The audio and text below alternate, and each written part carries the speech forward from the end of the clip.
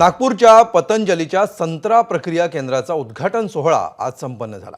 मुख्यमंत्री देवेंद्र फडणवीस, केंद्रीय मंत्री नितीन गडकरी यांच्या हस्ते या प्रकल्पाचं उद्घाटन झालं। योगगुरू रामदेव बाबा, पतंजली उद्योग समूहाचे प्रमुख आचार्य बाळकृष्ण यांच्या उपस्थितीत सोहळा संपन्न झाला। पतंजली समूहानं नागपूरच्या मिहान विशेष आर्थिक क्षेत्राजवळ पतंजली फूड अँड हर्बल पार्कची स्थापना केली आहे। त्याच्या पहिल्या टप्प्यामध्ये संत्रा प्रक्रिया प्रकल्पाचं उद्घाटन करण्यात आलं। 800 टन संत्र्यावर प्रक्रिया करू शकणारा हा देशातला सर्वात मोठा प्रकल्प आहे। या प्रकल्पासाठी अत्याधुनिक तंत्रज्ञानाचा वापर करण्यात आला आहे। या प्रकल्पाद्वारे 10,000 पेक्षा जास्त स्थानिक युवकांना रोजगाराच्या संधी उपलब्ध होणार आहेत।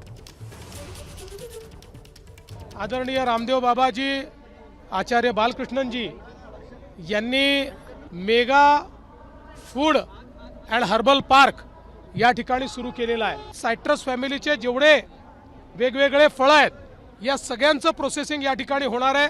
इथे कोल्ड स्टोरेजची व्यवस्था देखील त्यांनी केलेली आहे।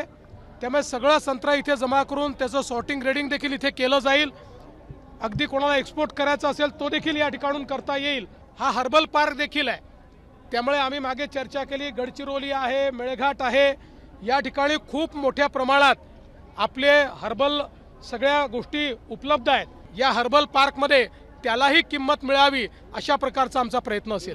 ये यहाँ से तो संतरा का जूस मिलेगा, इसमें कोई प्रिजर्वेटिव नहीं होगा, इसमें कोई चीनी शुगर नहीं होगी, 100% नेचुरल जूस मिलेगा।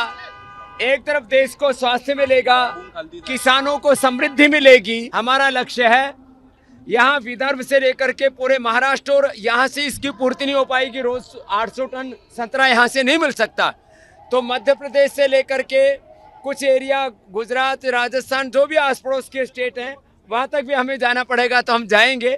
और यहाँ कृषि क्षेत्र का एक नया क्रांतिकारी कदम होगा। एबीपी माझा, उघडा डोळे बघा नीट।